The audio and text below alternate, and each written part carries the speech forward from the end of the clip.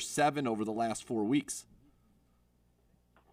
Yeah, it really has. I mean, that's one of the areas where we've seen the trust and the chemistry really develop because, it seemed like early on the first few weeks he wasn't.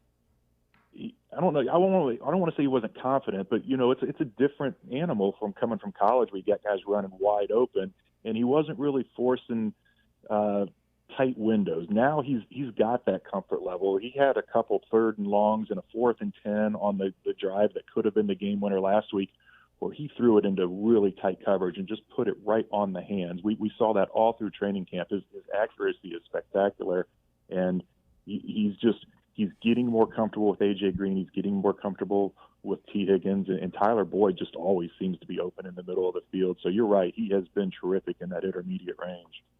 Has there, from afar, and I covered him in high school, so I know the type of kid he is, and has there been anything he hasn't done well? On field, off field? It seems like he's crushed everything to this point. Yeah, you're right. I mean, he's been great in the interviews.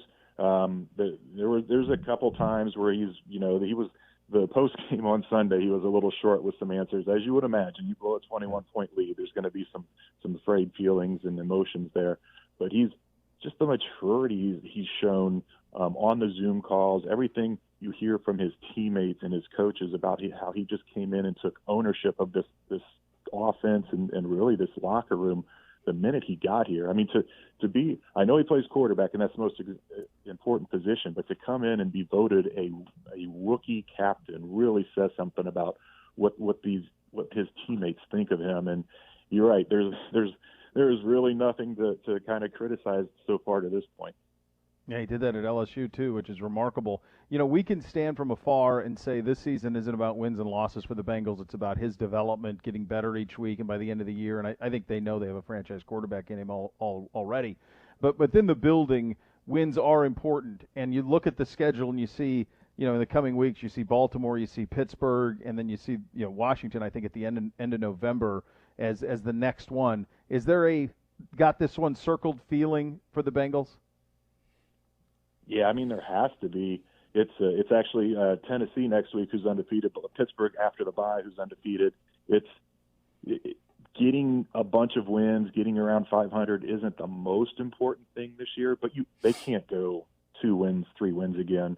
I mean, if they lose this win and then they lose to Tennessee and they go into the bye 1-6-1, then all of a sudden you've got guys in this locker room looking around saying, hey, do we have the right coach? I think they know they have the right quarterback to go forward, but Zach Taylor still needs to answer that call that he is the guy that deserves to be leading this franchise. And it's not a fractured locker room yet, but you're starting to see some of these older guys, the Marvin Lewis holdover veterans, like I mentioned before with Carlos Dunlap and Geno Atkins, guys that are really kind of publicly questioning the coaches and their roles, and they've got to get a win Sunday and start building some momentum. The schedule gets easier in the second half of the season.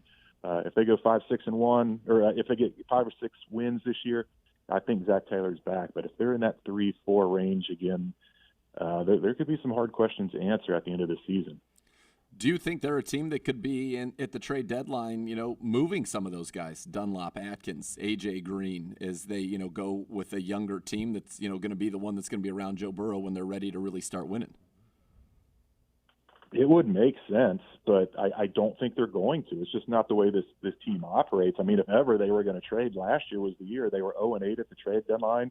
They were, whether you want to admit it or not, trying to lose games so they could get the number 1 pick and get Joe Burrow. They had pieces. They were getting offers for guys like not Andy Dalton, but for A.J. Green, for Tyler Eifert. People were calling about players last year, and they turned down every offer.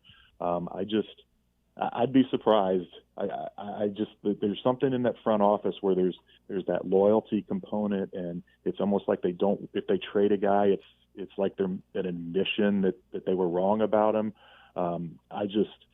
It makes all the sense in the world to make some trades at the deadline this year, but I don't think the Bengals are going to be players. What do you think is the evolution that this team needs to undergo, whether it be improving the offensive line play, which I think is probably near the top of the list? What's the evolution they need to undergo to be able to win consistently in this league? Yeah, that's where it starts. Well, it starts with getting some wins, just getting that feeling, stringing a couple together, they went out and targeted some guys in free agency, something else they've never done in the past. They got a bunch of guys in here that have playoff experience, the playoff winning experience, been to Super Bowls, been to conference championship games. They're trying to build the culture of winning by bringing it in from the outside, and it hasn't paid off so far. But if they can get some wins together, build some momentum in the second half of this season, and then really that is the off-season target, is fixing this offensive line. That's what it's going to take. You've got the quarterback in place. I don't think anyone has any doubts about that. And he's got offensive weapons, skill position guys around him. The defense is slowly but surely improving. The one big question to address is the offensive line. And it looks like they may be in position to have a top 10 pick to get one of the top tackles in the draft next year. Jay, you're the best, man. Thank you so much for your time. We appreciate you. All right, great talking to you guys.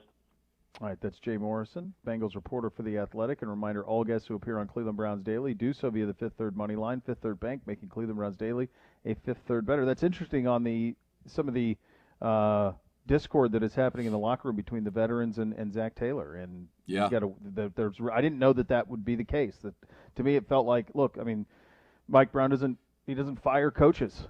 He doesn't. I mean, you usually get your full run there. So that's a little bit surprising to me that some of that is happening. And know what his temperament is, right? Marvin Lewis, if anything, was always regarded as a player's coach. The guys there loved Marvin. They loved a lot of the guys on that staff with Marvin. And so it changes, I would imagine, for guys who are used to doing things one way. And frankly, those guys enjoyed success under Marvin Lewis. They didn't win a playoff game, but they couple division titles. They were in the playoffs quite a bit. They were a successful team. And so now they're not. Correct. And I think even for, some of the end of that, before Palmer's knee injury, they were a Super Bowl-ish team.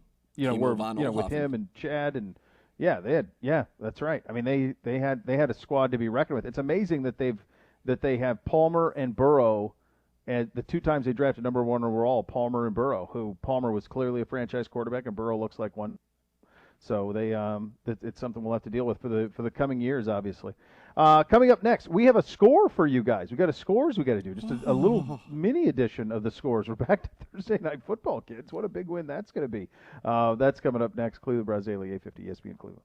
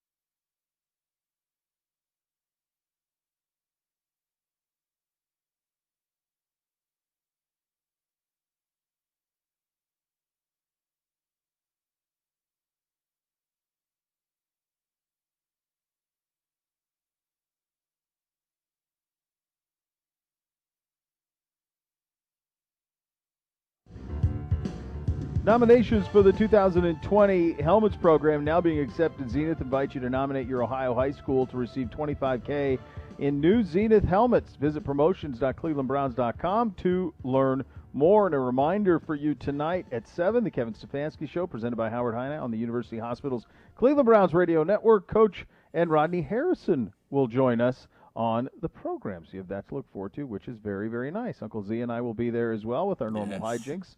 And so you have that to look forward to. Thursday Night Football is back. Boy, did we need it. I did miss it last week. No Zach Ertz. He's out 4-6 for Philly. Look, Wentz has not been great, but they have no one to throw to. Fulgham, or whatever, however you pronounce his name. That guy's been great.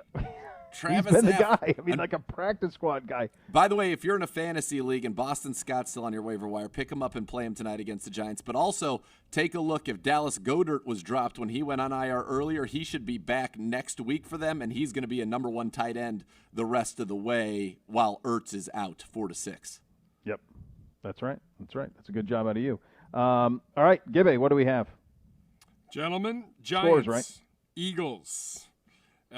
Eagles, by far, I think, are they the best team in the NFC East? Don't let the record fool you. I mean, they lost by 2 to Pittsburgh. They lost by 3 to Baltimore. Maybe a little bit better. I mean, they probably are. Yeah, maybe a little bit better, but they're hosting the Giants. This is a pretty bad football game. So this is your inmate game. That's right. Is it for the entire weekend? I got to go and look. Yeah. I'm pretty sure this is it. I can't imagine one worse than this. I mean, this is pretty brutal. The only thing that'll make this fun is if you have fantasy implications, right? Or if you're just somebody who remembers these teams when they used to be good. That's kind of Jacksonville Chargers maybe a runner-up, but yeah, other than that, that's you. The good news with that though is you have options. Yes. Like here we're stuck. So this is. We have no choice in this matter. Look, I think the Eagles are at least trending in the right direction. They made it interesting with Baltimore last week. At the end, they keep fighting. Wentz is getting it going a little bit offensively. You mentioned Fulgham, however you say his name is, 3 straight weeks where he's been a nice player and gotten into the end zone. Give me the Eagles, 29, Giants, 2. When we were talking about Burrow and the pressure that he's been under, Daniel Jones' name was right there. Their offensive line is dreadful. They can't run it. They can't really throw it. Darius Slayton's the only guy who's caught a touchdown for them this year. Give me the team that's better. Give me the team that's better at the point of attack, and that is, even though they're beaten up, it's the Eagles. Same. Fly, Eagles, fly, baby. Fly. Good stuff out of them. All right, hey, we're back tomorrow on a battle. Go ahead. Defensive line coach Chris Kiffin will join the program tomorrow. That's all fun. right. 30. You have that to look forward to, which is nice. And you have the next level to look forward to, which is nice. And we're back tomorrow. Cleveland Browns Daily, 8:50 ESPN Cleveland.